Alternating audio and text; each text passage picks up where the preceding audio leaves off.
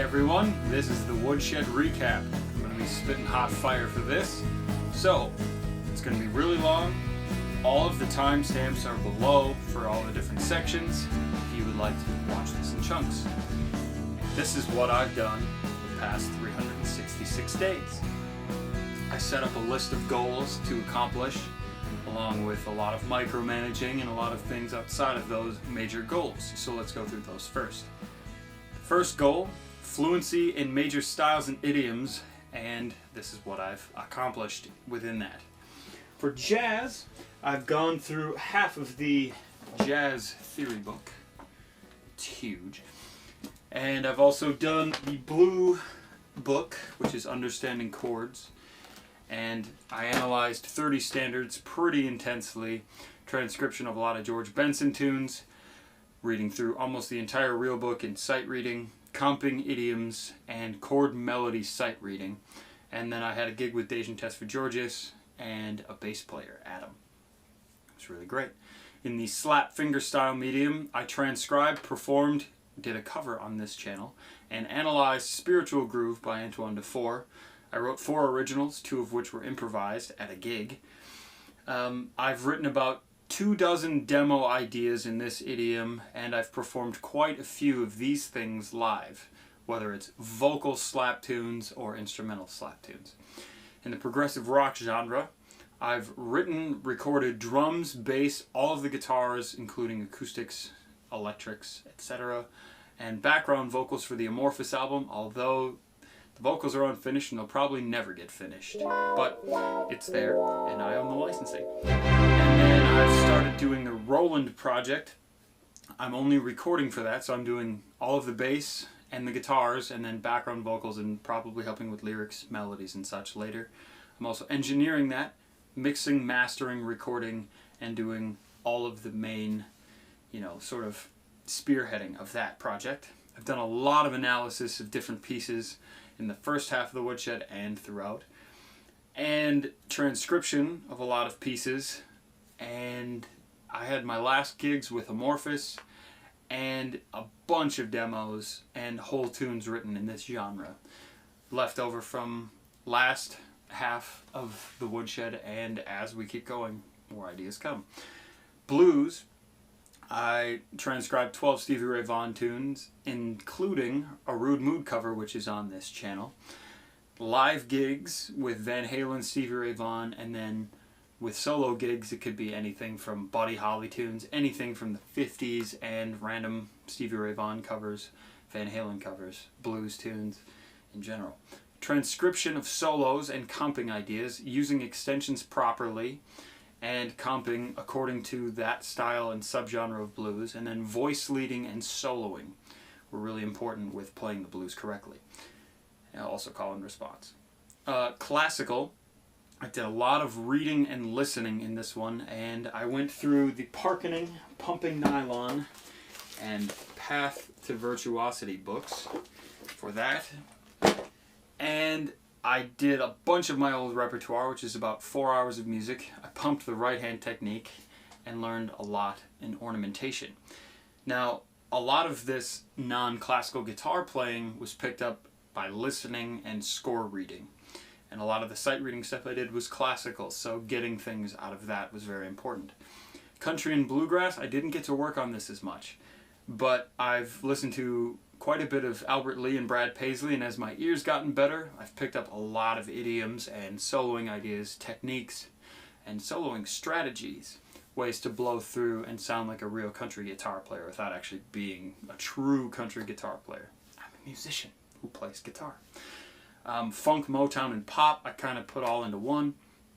Did a lot of oral transcribing of James Brown, the Parliament Funkadelic, Tower of Power, Earth, Wind, and Fire.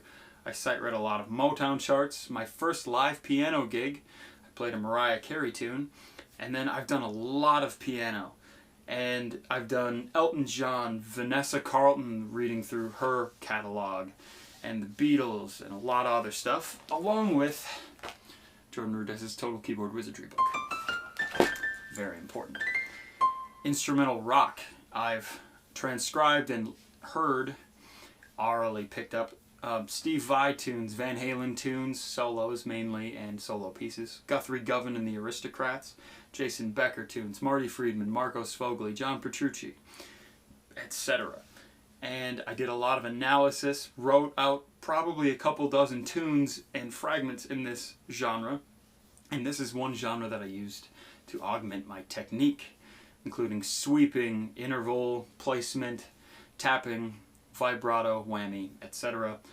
And I've learned a lot of comping, orchestrating, and groove ideas from just listening to this stuff and really being a melting pot for all of the influences that I have. And it's really great to have that.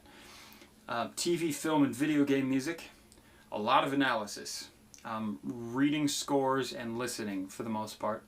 Transcribing things as I see them, because I caught up on all of my film and TV and video game music and just film, video game, and TV in general. And while I did that, I made a musical game for myself to pick up something new musically in everything that I played, saw, or heard. So I was picking up a lot of things like when people go, you hear that xylophone do, it's a little trill, and things like that. And then reading a lot about composers and their tactics. I scored a film and the subsequent trailer for that, a documentary, a promo for an independent film, which is a little bit larger, and a Topper's Pizza ad. And then those links would be right here. I've also written several dozen tunes, fragments, and ideas in these genres that really evoke emotions that would fit well underneath dialogue and a visual. World, Celtic, and Oriental music. A lot of listening and transcribing of the 12 Girls Band, traditional Japanese and Irish music for the most part.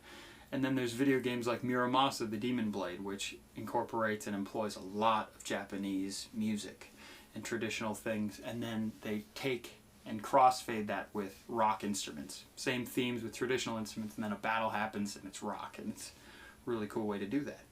Also done a ton of sight reading in this genre with 300 fiddle tunes, which is really great. Great book for that. I've written a few Celtic tunes and Oriental tunes in the styles of their natural origin, and I've done a lot of rhythmic study for the African, Celtic, and Oriental styles, because rhythmic is a very important element to that. And then rock, something I have a lot heavier background in, so I didn't spend nearly as much time on this, but I accented certain things that I could glean from it, because there wasn't a whole lot left to be achieved, since that's sort of my basis. So I would listen to and transcribe solos, rhythmic ideas, compositional approaches, getting a lot of repertoire in that, and performing quite a bit in that. So the things that I gleaned from the fluency in major styles and idioms, not all of the goals are this long. Listening and transcribing is the greatest way to get anything out of the music that you're listening to. Learning a lot of repertoire in these desired styles, going out and just seeking it out. The internet is a huge tool. The local library, I spent quite a bit of time there in the earlier months as well. Writing and applying the things that you're learning on your instrument. So you innovate after you incorporate and imitate. Imitate, incorporate, innovate. Fairly simple, and it's a great way to do things and to really get it ingrained in your head. And practicing your technique a lot beforehand, so that when you get to learning a piece, it's not, oh God, I have to practice this one lick before I can learn the next thing, or I don't know what he's doing. You practice all of that beforehand, you get to a piece, 10 minutes. You've learned the entire piece, you have it completely in your memory, move on. Great. And then analyzing from score. Being able to read music, being able to read charts and understand them is a great way to get into new idioms and knowing the ornaments that go with each idiom. Number 2 would be playing and writing from thought without a physical medium, or without having a starting pitch. I've written several pieces thusly, and So I've achieved this, but it can always get sharper and faster. I feel that I haven't quite yet hit the pinnacle of that, but I think it's a lifelong journey, and we'll see how it gets better. So ways to work on that: transcription. My pitch game, which I recorded all 88 pitches, and then I recorded each set of pitches, like all of the A's, all of the B flats and B's, and then I put them in 2 different folders on my iPod, and then you can hit shuffle and play a little game with yourself and see if you can guess all 12, and then see if you can guess all 88 in their correct octave. I'm a dork. Get over it. And then learning a lot of repertoire.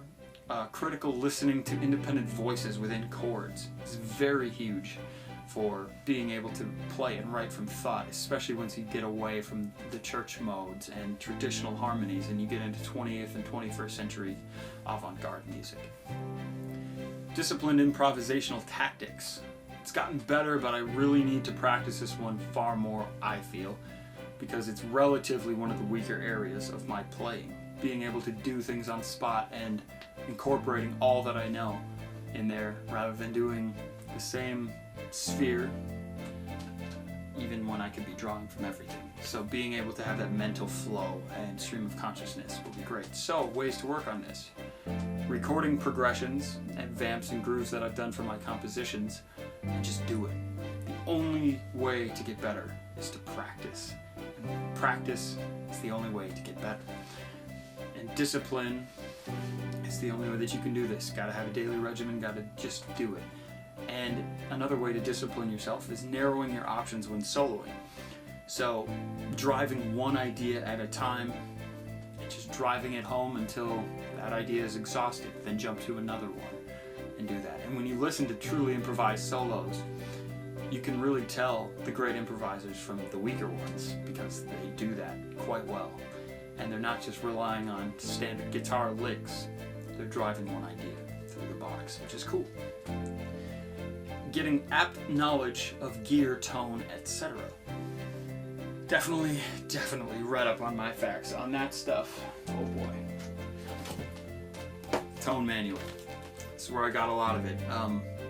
Amps, pedals, tone in general. I've probably been in the 90th percentile of improvement on that. I knew quite a bit before, but wow, this made me look dumb. It was amazing. And I'm really happy I read that book. I've read up on guitar woods and the different things that go into a neck and a body and chambering and all that, but I think I have a lot more to do with that. And then basic maintenance and repair. I've done quite a bit of study on that from my guitar player repair guide. And that is right here. Very thick, not something you read from front to back, but something you can glean a lot of information from when you need it for reference. So, things I've studied for gear, tone, etc. knowledge. Loops, modulation effects, frequency sweeping and EQ effects, pitch shifting effects, overdrive, signal chain in that component, speakers, cabinets, tubes, cables, power supplies, true bypass versus non-true bypass, passive and active electronics, pickups, strings, picks, and of course, your hands. How you attack the strings, how you're hitting that at what angle, how hard you're hitting it, your thumb, wrist, elbow, or shoulder driving the pick, your fingertip location, barring it, tapping it, etc. There's a million different ways that you can get your tone and your sound and your voice out on your instrument. And being very critical of that is something that has been very hammered home in my playing. Vastly improved technique. I will read all of these off. Most of them have been greatly improved, but all of them have been improved at least a little bit. But heavy practicing means heavy improvement. Trills, legato, tapping, bends, vibrato, sliding, whammy bar accuracy with pitch, independence between your fingers, playing multiple stops, triple, quadruple, and double stops, pivot notes, it's a country and classical thing, alternate picking, all downstrokes for metal, strumming and different ways to strum, not just alternating in very quick tempos, sweep picking, string skipping, playing patterns on the guitar and using those in improvisation, chicken picking, using a pick in one of your fingers, and hybrid picking between staccato and legato. Harp harmonics, played like this or like this. Tap harmonics, hitting it. Pinch harmonics.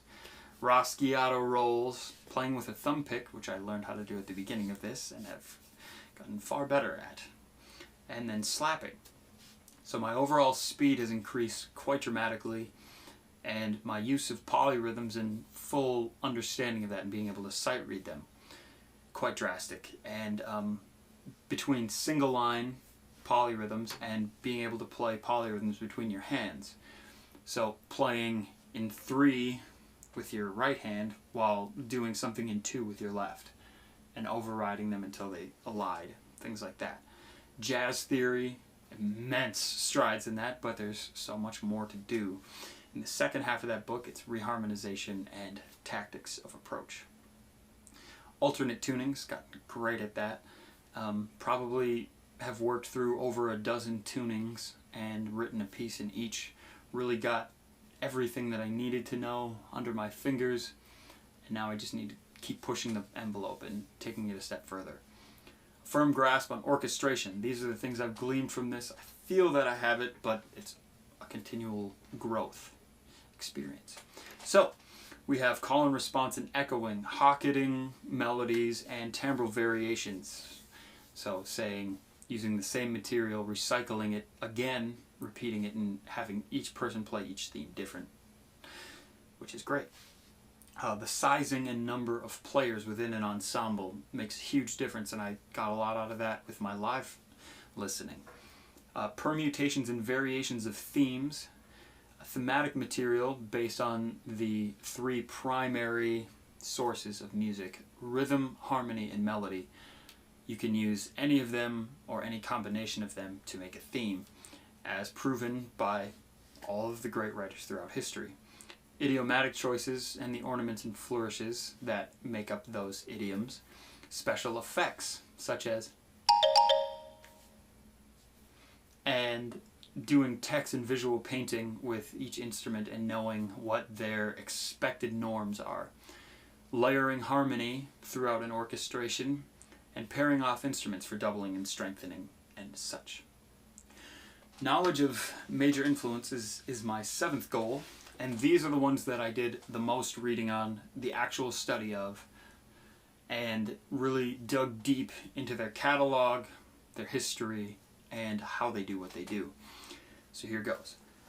Jason Becker, Steve Vai, Frank Zappa, Dream Theater, Rush, Queen, Yes, Steve Morse, Vanessa Carlton, Elton John, The Beatles, Guthrie Govan, Daft Punk, Adele, 3, Wolfgang Amadeus Mozart, Johann Sebastian Bach, Stevie Wonder, Antoine Dufour, Metallica, Megadeth, John Williams, Alan Silvestri, Danny Elfman, Hans Zimmer, James Newton Howard, Jesper Kyd, Koji Kondo, Van Halen, Kansas, Marcos Fogli, Paul Gilbert, Marty Friedman, Antonio Vivaldi, Igor Stravinsky, Ottorino Respighi, Frederick Chopin, Ludwig van Beethoven, Porcupine Tree, Joey Eppard, Boston, Carl Stalling, Milt Franklin, Dashboard Confessional, David Lee Roth, Dixie Dregs, the Ed Palermo Big Band, Frost, Gentle Giant, Jelly Jam, Gretchen Menn, Itzhak Perlman, Niccolo Paganini, James Brown, Jimi Hendrix, Jordan Rudess, John Petrucci, Kevin Manthey, Mike Portnoy, Led Zeppelin,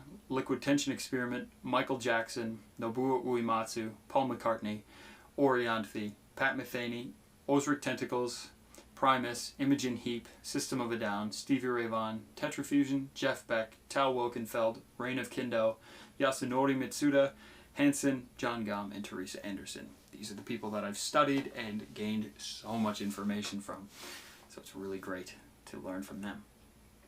Non-musical influences that I've learned from and studied up on quite a bit. Leonardo da Vinci with the Da Vinci Notebooks. H.P. Lovecraft, Bruce Lee, Miyamoto Musashi, Akira Toriyama, Robert Downey Jr., Dimitri Martin, the DC Comics and Marvel Comics writers, Michael Rosenbaum, George Carlin, Jordan Peele and Keegan Key, Seth MacFarlane, Jim Carrey, Charles M. Schultz, and Marquise Scott, the breakdancer. Number 8, fluid sight reading abilities. Check. I've been working very hard on that, at least an hour a day reading music. focusing on melodies, harmonies, and rhythm, and making sure I'm very good at that. But on the guitar, multiple places for each individual note within the universal scale. So I'm at about a 70 or 80% proficiency, 100 being the greatest. And, you know, on a guitar you can only get so far, but the things I need to work on are wider intervals, 2 to 3 or more voices, and speed. Being able to sight read at 180 beats per minute. Not something I'm completely comfortable with, but have done on occasion in musical situations. I need to be much more confident with that. Number 9, firm grasp on differences and uses of musical form. Through analysis, transcription, and repertoire, I have definitely achieved this. And it'll always get better, and you'll always hear new form ideas, which is great. Absorption of chromatic harmonies. Check. Through that blue book,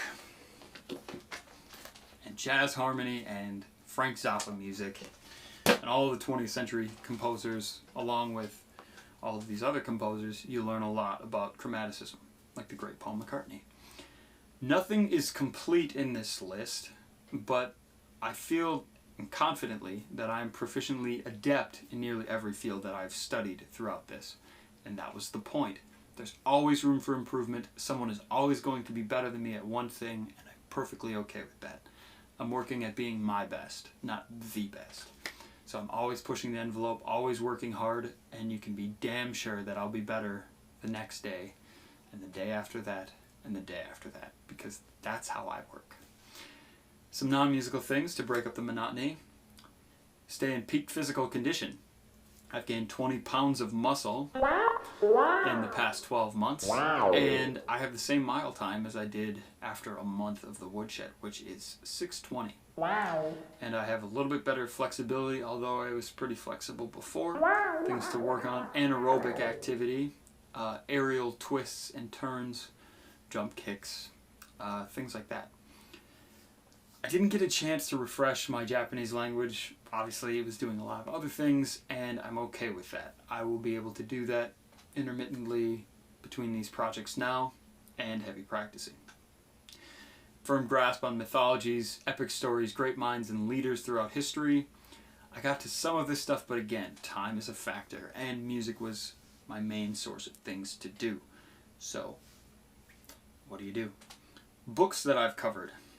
The Cartoon Music Book, Modern Guitar Rigs, Working Musician, The Real Frank Zappa Book, Tone Manual, Art of Mixing, The Blue and Red Book, Chord Chemistry by Ted Green, Wild Stringdom, John Petrucci, Expansions, Gary Campbell, and Half of the Jazz Theory Book, along with a couple things here and there with jazz.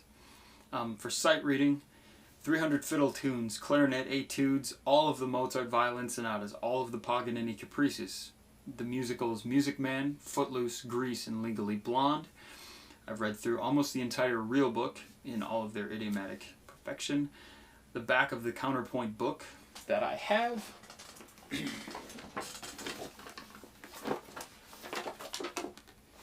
And then you have your clarinet etudes. Baroque guitar, which is a lot of classical stuff. And let's see what else. Right Hand of Bach Inventions and Mozart Piano Sonatas. The Four Seasons by Vivaldi. A bunch of Zappa charts. The Chrono Trigger book, reading through all parts on that. And all of the parts for Star Wars, for all of the music of Star Wars. And Superman, John Williams charts. I've also done a lot of reading of interviews. Here are some of the people, and these people I went pretty in-depth with. They're one-offs here and there, but these are the guys that I did 2 or more. John Williams, Hans Zimmer, Jesper Kyd, Nobuo Uematsu, Danny Elfman, Elton John, Brian Tyler, Jason Becker, John Petrucci, Paul Gilbert, Marty Friedman, Marco Sfogli, Kirk Hammett, James Hetfield, Steve Vai, Joe Satriani, Frank Zappa and all of his band, Dweezil Zappa and all of the Zappa Plays Zappa band, Stevie Ray Vaughan, Jeff Beck, Freddie Mercury, Van Halen and its members, Brian May, Jordan Rudess, John Mayone, Mike Portnoy, David Lee Roth, Steve Morse, Paul McCartney, Ringo Starr, Antoine Dufour, Andy McKee, Valentino Lisitsa, Dashboard Confessional, Gretchen Menn, Steve Howe, Jimi Hendrix, Adele, Rush, Yes, 3 in Joey Eppard, Stephen Wilson, Porcupine Tree, Kevin Manfey, and I've seen almost all of the classic albums, videos on VH1. I highly recommend checking those out. Very informative on the recording process of amazing albums. I've also dealt with BFD 2 and my new Neve Portico 5012 preamp. I've become completely adept with those and proficient with those, along with a bunch of studio functions such as auto-tune, compression, master limiters, and mic placement variations. Very important stuff. A lot of growth on that. I transcribed probably a dozen and a half pieces for Bob Voigt's musical catalog, which is all piano vocal, in the summer. And I did 2 pieces for my friend Kat, which were piano violin pieces. I did probably 12 out of the 21 for the rock opera Risen, which are piano, tons of vocals, and then instruments to come later. I'll be finishing that this summer. And then I was a copyist and transcriber for Hamline University, and I did 3 full score pieces for that.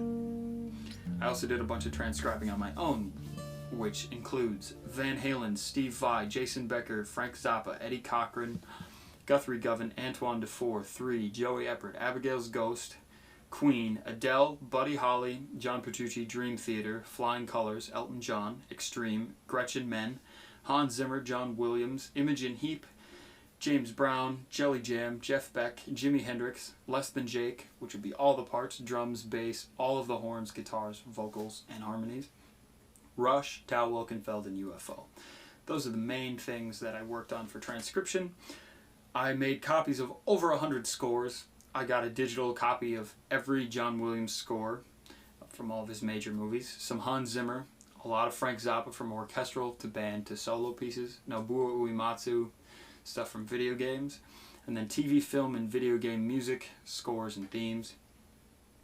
I got a job at the Worth Center. Nothing ever came of that for teaching, but I'm on there. I can put it on the resume. They hired me. I passed the audition process.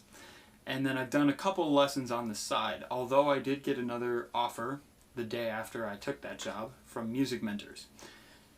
Well, not teaching, but I'm kind of busy. I got a gig at Rock House, which is great. I'm a recording engineer out of Bobby V's studio, and I get to do producing, mixing, mastering, and tracking. I've done numerous sessions there. I led the entire Campus Groove project, did most of the sessions for that, helped with the mixing on that, and I've had the great fortune of being in a local newspaper article mentioning my name about being there. For live recording, I've done John Dostal's high school band concert, his first one ever, a Season of the Fly gig, and the Amorphous gigs. So that's fun. Repertoire.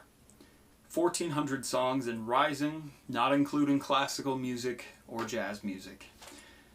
And this is just exponentially growing as my ear gets better and better, and I can learn whole songs on the first listen without being at an instrument. I've been practicing that way for quite a while now, and it's working out great so far. I've had half a dozen solo gigs. I had a gig with Dejan Tesfageorgis and bassist Adam, which was a great jazz gig, even if they played circles around me.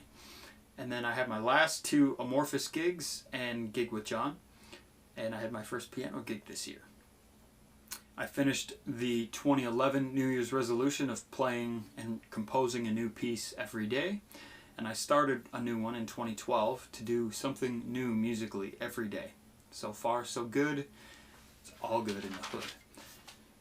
I started a YouTube channel, which you're watching this on. I have 10,600 views out of 53 vlog posts, 11 cover videos, the Zappa Colloquium and Dylan's recital videos. I took second place in a Tetrafusion cover contest with my first ever cover video, which was with the editing, and I've learned a lot about video editing, annotations, volume adjusting, and overdubs, as you can hear. I started a SoundCloud and Skype account. I made my own business cards from scratch, and invoices and policies have been established, which is really great for a self-employed man such as myself. I organized all of my compositions, sheet music, lessons that I've taken, books, magazines, and a CD case of 336 plus CDs. There was an overflow, and I actually had to be semi-selective about the music I put in there. I think I have a problem. And I've been managing my own career in finances, which is a great start this year, with loan payments and taxes and purchases, etc. I've had many compositional ideas and demos, just sponging up this stuff and then spitting it out in my own new way. And there's a lot more to come from me.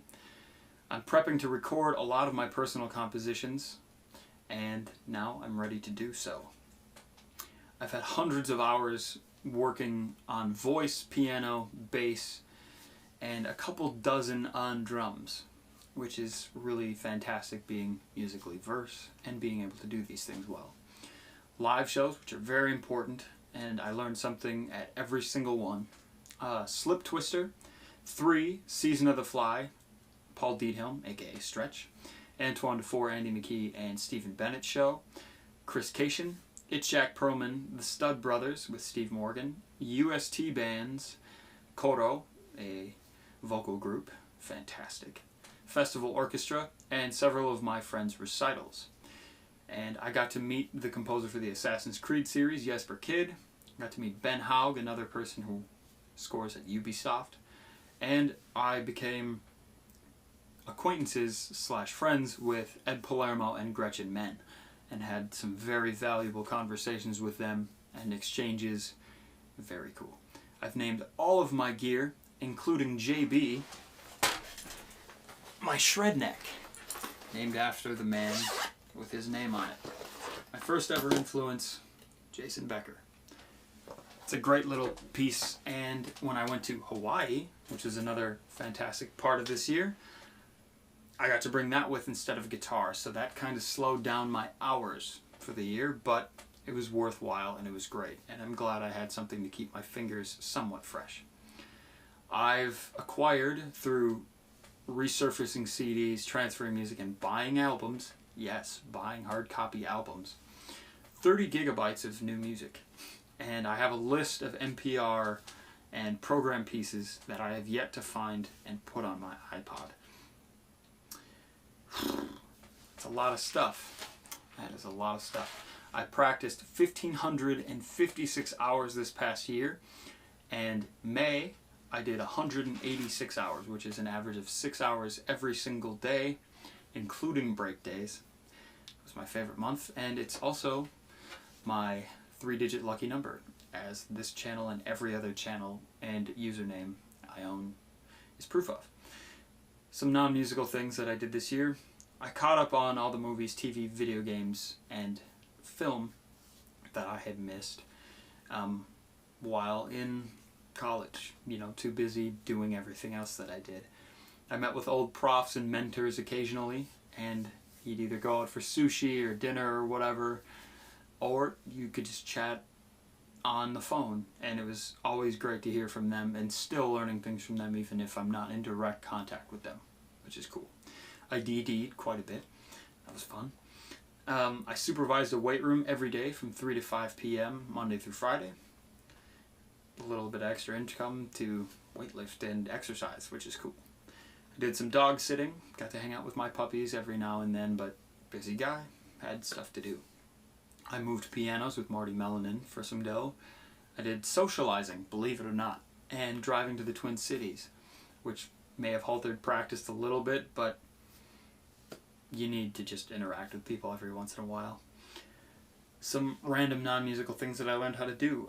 Tie various styles of slip knots, grilling, soldering, concussion training, setting up routers and Wi-Fi, and the outstanding flag, which is holding yourself up from a pole at a horizontal angle, which is kind of cool. And then there's a voiceover list to come of all the things that I've acquired vocally over the years. Like my Herbert voice.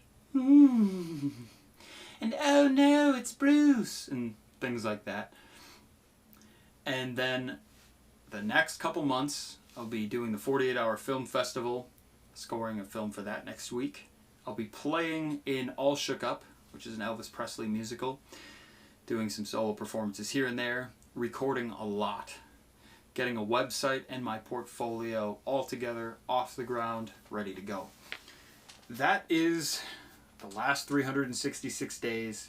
This is incredibly lengthy. I hope you enjoyed the music in the background, and I hope you enjoy watching these on a weekly basis. I'm very fortunate to have all of you watching this and supporting me throughout my life, and your love, support, and kindness means the world to me, and without you, all of this would be meaningless, and my gift to you is my music, because you have given me so much, and thank you very much for that. Thank you for all of the support that you've given, and for your continuing support that I've graciously asked for just now. And there will be a couple uploads from, time to time in the coming months, in the coming years, and as long as YouTube and my cameras exist. So my life will still unfold quite drastically as it has this year. I'm very excited for that, and I'm very excited that you all wish to be a part of it. I'm gonna go now because this was a really, really long rant. I hope you enjoyed yourselves. Stay tuned for more details, and as they say, mahalo.